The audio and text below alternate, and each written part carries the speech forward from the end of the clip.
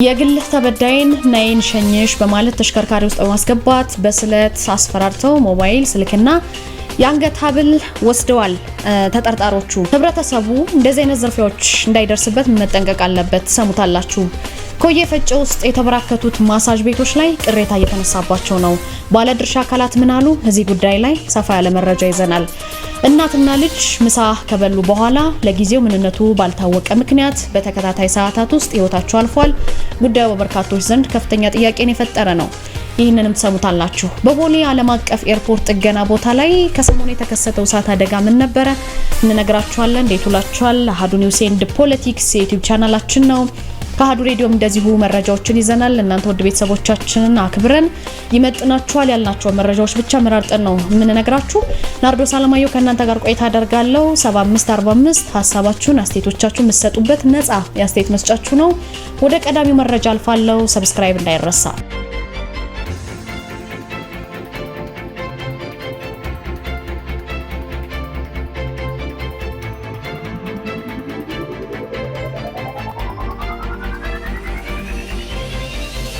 አዲስ አበባ ውስጥ በተደጋጋሚ ከሚፈጸሙ ወንጀሎች መካከል በታክሲ አማካኝነት የሚፈጸሙ ወንጀሎች ሰፊውን ድርሻ ይዛሉ። ዛሬ ደግሞ እንሸኝሽ በማለት ተሽከርካሪ ውስጥ በማስገባት በስለት በማስፈራራት ሞባይል ስልክና የአንገት ሐብል የወሰዱ ግለሰቦችን ነው የምንነግራችሁ። አማኑኤል ለውጤና አሉላ ተመስገን የተባሉ ግለሰቦች የግል ተበዳይ ብሌና አበባ የተባለችን ግለሰብ እንሸኝሻለን በማለት ካሳፈሯት በኋላ ግለሰቧ ላይ የወንብድና ወንጀል ነው የፈጸሙባት። ህዳር 14 ቦሌ ክፍለ ከተማ ልዩ ቦታው ሩዋንዳ ድልድይ ተብሎ የሚጠራው አካባቢ ነው። ከሌሊቱ 8 ተኩል ገደማ ነው ሰዓቱ። በእርግጥ ሌሊት ነው። የግል ተበዳይ ወይዘሮ ብሌን አምሽታ ወደ ቤቷ ለመሄድ መንገድ ላይ የተንቀሳቀሰች ባለችበት እንሸኝሽ ግቢ በማለት ኮድ ቁጥሩ 3A91961 አዲስ አበባ ቪትስ የሆነ ተሽከርካሪ ውስጥ ግቢ ይሏታል። ትንሽ እንደተንቀሳቀሱ ወደ ሩዋንዳ ድልድይ አካባቢ ሲደርሱ አማኑኤል ለውጤ የተባለው አንድ ግለሰብ ቢላ በማውጣት በድንገት እያስፈራራ በእጇ ይዛ የነበረውን 2 ሞባይል ስልክና የብር አንገት ሐብል አጠቃላይ ግምቱ ወደ 28 ሺህ ብር የሚያወጣ ይቀበላታል። በኋላ የስልኳን ሚስጥር ቁጥር ወይም ፓስወርድ በማስከፈት የሞባይል ባንኪንግና የቴሌብር ተጠቃሚ መሆኗን አለመሆኗን ካረጋገጡ በኋላ ገፍትረው ጥለዋት ነው ከአካባቢ የተሰወሩት። እንግዲህ እቺ ግለሰብ አቤቱታ ታቀርባለች። አቤቱታ የደረሰው የቦሌ ክፍለ ከተማ ፖሊስ ደግሞ ተጠርጣሪዎችን ይይዛቸዋል። ከዚህ በኋላ ፖሊስ ባደረገው ተጨማሪ ምርመራ የማስፋት ተግባር ተጠርጣሪዎቹ ንብረቱን የሚቀበል ሙስጠፋ ረዲ የተባለ ሌላ ሰው ነበረ። ያም ግለሰብ በቁጥጥር ስር ዋለ ማለት ነው። በተሽከርካሪው ላይ በተደረገ ተጨማሪ ፍተሻ 6 ሞባይል፣ 2 ታብሌቶች፣ የብረት መቁረጫ መጋዝ፣ ኤርፎን ጨምሮ 2 የሴት ቦርሳ ተገኘ። ከአየር መንገድ አካባቢ ፖሊስ ጣቢያ የተገኘው መረጃ እንደሚያመላክተው ማለት ነው አንዳንድ ግለሰቦች እንሸኛችሁ እንተባበራችሁ ብለው መሰል ወንጀሎችን እንደሚፈጽሙ ህብረተሰቡ ሊረዳ ይገባል። የግለሰቦችን ማንነት ሳይገነዘብ ደግሞ ዝም ብሎ ዘው ብሎ ፈቃደኛ ሆኖ ለእንደዚህ አይነት የወንጀል ድርጊት ሊዳረግ ስለሚችል ተገቢውን ጥንቃቄ ሊያደርግ ይገባል ሲል የአዲስ አበባ ፖሊስ መልእክቱን አስተላልፏል። በዚህ አጋጣሚ በተለያዩ አጋጣሚዎች እንተባበራችሁ ወይም እንሸኛችሁ የሚሏችሁን ሰዎች ማንነታቸውን በትክክል ሳታውቁ በተለይ የማታውቋቸው ሰዎች ከሆኑ አይመከርም። በዚህ አይነት እንግዲህ ይህች ግለሰብ ተዘርፋለች። ነገር ግን እነዚህን ተጠርጣሪዎች በቁጥጥር ስር ይዟቸዋል ማለት ነው። ወደ ቀጣይ መረጃ ስናልፍ ኮየ ፈጬ ቅሬታ የተነሳባቸው ማሳጅ ቤቶችን እንመለከታለን። በሸገር ሲቲ አስተዳደር ስር ከሚገኙ ከተሞች መካከል የኮየ ፈጬ ክፍለ ከተማ አንዱ ነው። ኮየ ፈጬ በፍጥነት እያደጉ ከሚገኙ ከተሞች መካከል እንግዲህ በቀዳሚነት የሚጠቀስ የነዋሪዎችን ቁጥር በየዕለቱ እየጨመረ የሚገኝ ቦታ ነው። ከነዋሪዎች ቁጥር መጨመር ጋር ተያይዞ ግን የማህበራዊ አገልግሎቶች መስጫ ተቋማትን በዛው ልክ እየተበራከቱ ናቸውና ከነዚህ መካከል የንግድ ፈቃድ አውጥተው የማሳጅ አገልግሎት የሚሰጡ ቤቶች ይጠቀሳሉ። በኮየ ፈጬ ላይ በስንዝር ርቀት ወይም በትንሽ ርቀት የማሳጅ መስጫ ቤቶች ማየት የተለመደ ነው። እዛ አካባቢ የምታውቁ ሰዎች ካላችሁ እነዚህ ቤቶች ከተሰጣቸው ንግድ ፍቃድ ውጪ በሆነ ስራ ላይ ተሰማርተዋል። የሰቀሉትን ማስታወቂያ ወይም ታፔላ የሚጠቀሙት ለሽፋን ነው የሚል ስሞታ ከአካባቢው ነዋሪዎች ይቀርብባቸዋል። ብዙ ጊዜ ስማቸው እንዲገለጽ ያልፈለገ አንድ የከተማዋ ነዋሪ ለሀገር ውስጥ መገናኛ ብዙሃን ምንድነው ያለው? ኮየ ፈጬ ላይ የሚገኙ የማሳጅ ቤቶች ቀላል ቁጥር አላቸው የሚባሉ አይደሉም። በእነዚህም ቤቶች ውስጥ ግን በእያንዳንዳቸው ከ5 ያላነሱ ሴቶች አሉ። ቤቶቹ የሚሰጡት የማሳጅ አገልግሎት ሳይሆን ከተሰጠው ንግድ ፍቃድ ውጪ ነው የሚሰሩት። ማሳጅ ቤቶችና መኖሪያ ቤቶች አንድ ብሎክ ላይ መሆን አልነበረባቸውም። የማሳጅና የመኖሪያ ቤቶች የተጎራበቱ በመሆኑ ልጆቻችንን በእውቀት በመልካም ስነ ምግባር አንጸን ለማሳደግ የምናደርገው ጥረት አደጋ ውስጥ ወድቋል ይላሉ አስተያየት ሰጪው። በአንዳንድ ማሳጅ ቤቶች እንደውም የሚታይ ሁኔታ ለልጆች አምሮ የማይመጥን የሚፈጥረው ተጽዕኖ ከባድ ነው ሲሉ ነው የተናገሩት። አብዛኛው ወላጆች እዛ አካባቢ ያሉ ወላጆች ለልጆቻቸው እያዩት የሚያድጉት ነገር ምንድነው የሚለውን ነገር ቆም ብሎ ማሰብ ይጠይቃል። በመሆኑም ልጆቻቸው ሳይጠፉ ትውልድ ሳይበላሽ ነገሮች ስር ሳይሰዱ ጉዳይ የሚመለከታቸው አካላት ማሳጅ ቤቶች የሚሰሩትን ስራ መከታተልና ከመኖሪያ ቤቶች በመለየት ደግሞ ለችግሩ ልባት ሊሰጡ ይገባል ሲሉ ነው የተናገሩት። በሸገር ሲቲ አስተዳደር ስር ከሚገኙ ከተሞች መካከል ይሄ ከሰፋ ያለው ኮየ ፈጬ ይገኝበታል ማለት ነው። በኮየ ፈጬ ክፍለ ከተማ የቤቶች አስተዳደር ቡድን መሪ አቶ ቱሬ አለሙ ጥያቄ ቀርቦላቸው ነበር። በከተማው የሚገኙ ኮንዶሚኒየሞች ለመኖሪያና ለንግድ አገልግሎት ተብሎ የተለዩ ናቸው። አብዛኞቹ የመኖሪያ ቤቶች በመሆናቸው ባለቤቶቹ ይኖሩባቸዋል ወይም ያከራዩአቸዋል። የማሳጅ አገልግሎት እየሰጡ ይገኛሉ የተባሉት ቤቶች ግን ከግለሰቦች የተከራዩት ይሆናል እንጂ የቤቶች አስተዳደር የመኖሪያ ቤቶችን ለንግድ አገልግሎት የሚያስተላልፉበት መንገድ የለም ብለዋል። በመኖሪያነት በተመዘገበ ቤት ውስጥ ግን የማሳጅም ሆነ ሌላ አይነት ንግድ ማካሄድ የተከለከለ ነው። በተመሳሳይ የንግድ ቤቶችንም ለመኖሪያ መጠቀም አይፈቀድም ብለዋል ቡድን መሪው። የመኖሪያ ቤት ተብለው በተለዩ ቤቶች ውስጥ የሚሰጥ አገልግሎትና የሚካሄድ ንግድ ካለ አስፈላጊው ማጣራት ተደርጎ የእርምት እርምጃ ይወሰዳል ሲሉ ገልጸዋል። ሪፖርተር በኮየ ፈጬ ክፍለ ከተማ 68000 የጋራ መኖሪያ ቤቶች ይገኛሉ። ከነዚህ መካከል አብዛኞቹ ቤቶች ለነዋሪዎች ተላልፈው መሰጠታቸውንም ነው አቶ ቱሬ የተናገሩት።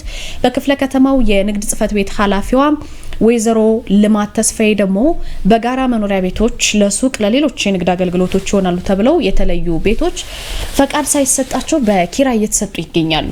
ይሄ ማለት ባለበት ለንግድ ተብለው ከተለዩ ቤቶች ውጪ የንግድ ፈቃድ ወስደው የማሳጅም ሆነ ሌሎች አገልግሎቶችን እየሰጡ የሚገኙ ግለሰቦችና ድርጅቶች ካሉ መመሪያው በሚያዘው መሰረት ቢሮአቸው አስፈላጊው እርምጃ የሚወስድ መሆኑን አስታውቋል።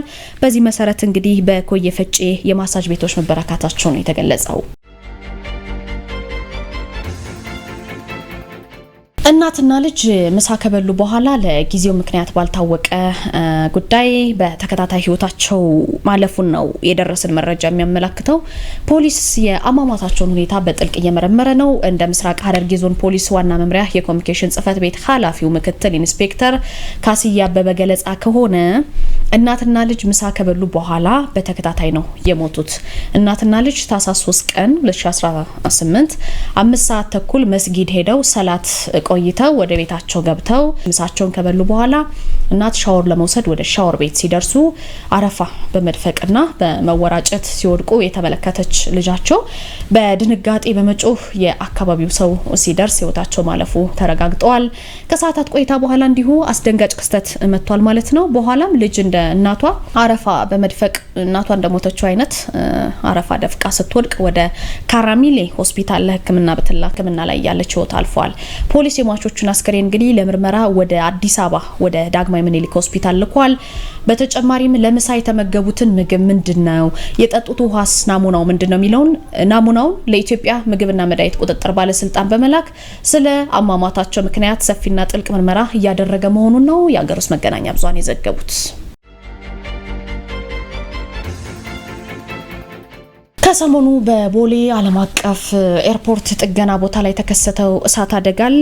ይሄ እሳት አደጋ ምንድነው? እልባቱስ እንዴት ነበረ? የኢትዮጵያ አየር መንገድ ባወጣው መረጃ ታህሳስ 9 ሰዓት አካባቢ በአዲስ አበባ ቦሌ ዓለም አቀፍ ኤርፖርት ወይም ዓለም አቀፍ አውሮፕላን ማረፊያ ተርሚናል ውስጥ አነስተኛ የእሳት አደጋ ተከስቶ ነበረ። የእሳት አደጋው የተከሰተው ተርሚናል ህንጻ ቁጥር 2 ውስጥ ባለው የጥገና ስራ ቦታ ነው። መንስኤው ምንድነው? ችግሩ የተፈጠረው በብረት ብየዳ ስራ ወቅት በተከሰተ ፍንጣቂ ከዛች ጋር በተያያዘች በአንዲት ትንሽ ክፍል ውስጥ ነበረ። የኢትዮጵያ አየር መንገድ ባሰፈረው መግለጫው ምንድነው እሳቱ ወዲያውኑ ምላሽ ተሰጥቶት የጠፋ ነው። ምንም አይነት ጉዳት ከማድረሱ በፊት በቁጥጥር ስር ማዋል ተችሏል። በክስተቱ ምክንያት ግን በመንገደኞች መውጫና መግቢያ እንቅስቃሴ ላይ ምንም አይነት መስተጓጎል አልተፈጠረም። ይሄንን ያረጋገጠው አየር መንገዱ ነው። ነገር ግን የተፈጠረችው ትንሽ ችግር ነች። የኢትዮጵያ አየር መንገድ የስታር አሊያንስ አባል ስራውን በተለመደው ሁኔታ በሰላም እያካሄደ መሆኑን ነው የገለጸው። በዚህ ምክንያት እንግዲህ ያቺ የተፈጠረችው ጉዳይ እልባት ማግኘቷ ነው የተገለጸው። ከኔ ጋር የነበረን ቆይታ ይህን ይመስል ነበር። ከአሀዱ ሬዲዮ ባልደረባዬ ታሪኩ ጋሹ እናንተን አዲስ ነገር ሊነግራችሁ እየጠበቃችሁ ነው። አሀዱ ሬዲዮ አዳዲስ ነገሮችን ያሰማችኋል። 7545 የእናንተ አስተያየት መስጫችሁ ነው። በነጻነት ሀሳባችሁን ግለጹልን። መልሰን ለእናንተ ለውድ ቤተሰቦቻችን እናደርሳለን። የሚመጥኗችሁ መረጃዎች ብቻ ሳደርሳችሁ ቆየው። ናርዶስ አለማየሁ ነበርኩኝ። ዩቲዩብ ቻናላችን ደግሞ ሰብስክራይብ ማድረጋችሁን እንዳትረሱ። ጥሩ ምሽት ይሁንላችሁ። አህዱ ልሳኑን እየመራው በመስተንግዶ ታሪኩ ጋሹ፣ ቴክኒኩን በመቆጣጠር ገሊላ ጸጋይ፣ እንዲሁም የስልክ ጥሪዎችን ተቀብሎ በማስተናገድ ህይወት የጌትነት አብረናችሁ ቆይታ እያደረግን እንገኛለን። ከሁሉም አንኳር ዘገባዎቹን ቀዳሚ እናደርጋለን። የሀገር ውስጥ አንኳር ዘገባዎቹን በማስቀደም እንጀምራለን። በሰባተኛው ሀገራዊ ምርጫ ተጨማሪ የሲቪል ማህበራት እንዲሳተፉ ጥረት እየተደረገ እንደሆነ ተገለጸ።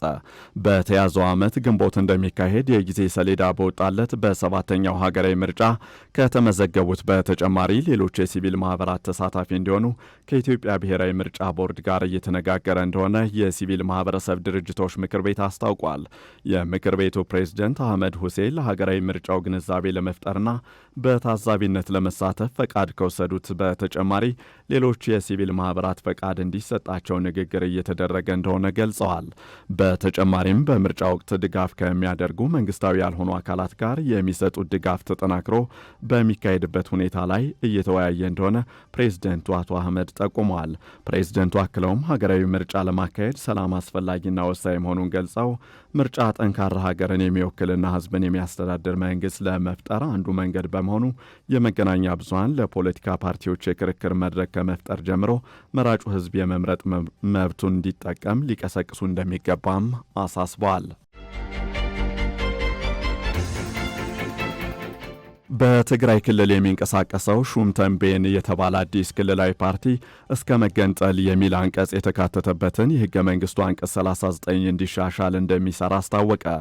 በቅርብ ጊዜ የተቋቋመው በትግራይ ክልል የሚንቀሳቀስ ሹም ተንቤን ፓርቲ በኢትዮጵያ ፌዴራላዊ ዲሞክራሲያዊ ሪፐብሊክ ህገ መንግስት አንቀጽ 39 ንዑስ ቁጥር 1 ላይ ያለው ማንኛውም የኢትዮጵያ ብሔር ብሔረሰብ ህዝብ የራሱን እድል በራሱ የመወሰን እስከ መገንጠል ያለው መብቱ በማናቸውም መልኩ ያለ ገደብ የተጠበቀ ነው የሚል ድንጋጌ እንዲሻሻል እንደሚሰራ አስታውቋል።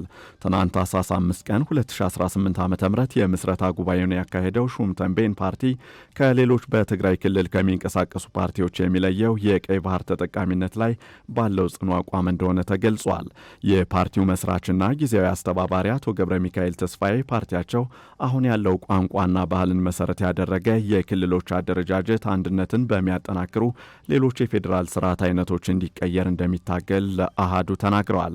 በተጨማሪም ሉዓላዊ አንድነቷ የተጠበቀ አንድ ባንዲራ ያላት በባህል ለተሳሰሩ ህዝቦቿ እኩል ፍትህ የምትሰጥ ኢትዮጵያ እንድትኖር እንሰራለንም ብለዋል። ሹም ተንቤን ከህግ አንጻር ክልላዊ ቢሆንም በሐሳብ ሀገራዊ ነው ያሉት አቶ ገብረ ሚካኤል 50 ዓመታት በጦርነት እሳቤ ውስጥ የነበረውን የትግራይ ህዝብ ከጦርነት አስተሳሰብ ማውጣት፣ የክልሉን ህዝብ ወደ ጦርነት የሚወስዱ ኃይሎችን ማስቆም የፓርቲያቸው ተቀዳሚ ዓላማዎች እንደሆኑ ገልጸዋል። ፓርቲው በሰባተኛው ሀገራዊ ምርጫ የመሳተፍ ፍላጎት እንዳለውም አስታውቋል። የመርካቶን ግብይት ወደ ህጋዊ መስመር ለማስገባት ከአንድ ዓመት በፊት የተጀመረው ሪፎርም የሚጠበቀውን ያህል ውጤት አለማምጣቱ ተገለጸ። መርካቶን በ56 ብሎኮች በመክፈል 210 የሚጠጉ ሰራተኞችን በማሰማራት ቁጥጥር እየተካሄደ ነው ተብሏል። የአዲስ አበባ ከተማ አስተዳደር ገቢዎች ቢሮ የመርካቶ ገበያን የንግድ ልውውጥ ወደ ህጋዊ መስመር ለማስገባት ከአንድ ዓመት በፊት የጀመረው ሪፎርም የሚፈለገውን ውጤት አለማምጣቱ የተረጋጋ የግብይት ስርዓት እንዳይኖር እንዲሁም የዋጋ መረጋጋት እንዳይፈጠር ማድረጉ ተገልጿል። የቢሮው የኮሚኒኬሽን ኃላፊ አቶ ሰውነት አየለ ሪፎርሙ ተጠባቂውን ለውጥ እንዳያመጣ ያደረገው የነጋዴዎች ደረሰኝ ለመቁረጥ ፈቃደኛ ለመሆን የማህበረሰቡ የትብብር ማነስ፣ የባለሙያዎች በብልሹ አሰራር መጠመድ ናቸው ብለዋል። የመርካቶን ህገወጥ የንግድ ዝውውር ለመቆጣጠር ገበያውን በ56 ብሎኮች በመከፋፈልና 210 ባለሙያዎችን በማሰማራት የቁጥጥር ስራ መጠናከሩን አብራርተዋል። አንዳንድ ነጋዴዎች የሚፈጽሙትን በሌሊት ምርት የማሸሽ ህገወጥ ድርጊት ለመከላከልም የሌሊት ህግ አስከባሪዎችን በመመደብ ቁጥጥሩ እንደሚከናወን አቶ ሰውነት አብራርተዋል። ወደ ውጭ አንኳር ዘገባዎች ስናልፍ አሜሪካ ደቡብ አፍሪካን ከቡድን 20 ለማግለል የወሰደችው እርምጃ ቡድኑን ለመከፋፈል ያለመ የአንድ ወገን ሙከራ ነው ሲሉ ፕሮፌሰሩ ተናገሩ። አሜሪካ የአፍሪካ ህብረት የአህጉሪቱን ጥቅሞች ለማስጠበቅ መቀመጫውን ማቆየት ቢኖርበትም የደቡብ አፍሪካ መገለል ግን በይፋ መቃወም አለበት ሲሉ የጆሃንስበርግ ዩኒቨርሲቲ ባልደረባ ዶክተር ኦስካር ቫን ሄርደን ተናግረዋል። ዶክተር ሄርደን የብሪክስ ሀገራትም ተቃውሞችንና ችግሮችን ማሰማት እንደሚጀምሩ አሳስባለሁም ብለዋል። ተንታኙ የትራምፕ አስተዳደር ደቡብ አፍሪካን ከሚቀጥሉት የቡድን 20 ስብሰባዎች ለማስወጣት የወሰደው እርምጃ አደገኛ መልእክት እንደሚያስተላልፍም ነው ያስጠነቀቁት። በሰፊው መልኩ ሊመለከቱት የሚገባ ሌላው ምክንያት ደግሞ በቀጥታ ከባለብዙ ወገን ጉዳይ ጋር የተያያዘ በመሆኑ ነው። ዛሬ ደቡብ አፍሪካን ማግለል ከቻሉ ነገ ደግሞ እኔን ማግለል ይችላሉ ሲሉም ደምድመዋል። ዘገባው የስፑትኒክ አፍሪካ ነው። ቮሎዲሚር ዘለንስኪ ክሬሚያን መልሰው የመያዝ ወይም ኔቶን የመቀላቀል ተስፋ የላቸውም ሲሉ የክሬምሊን ረዳት ተናገሩ።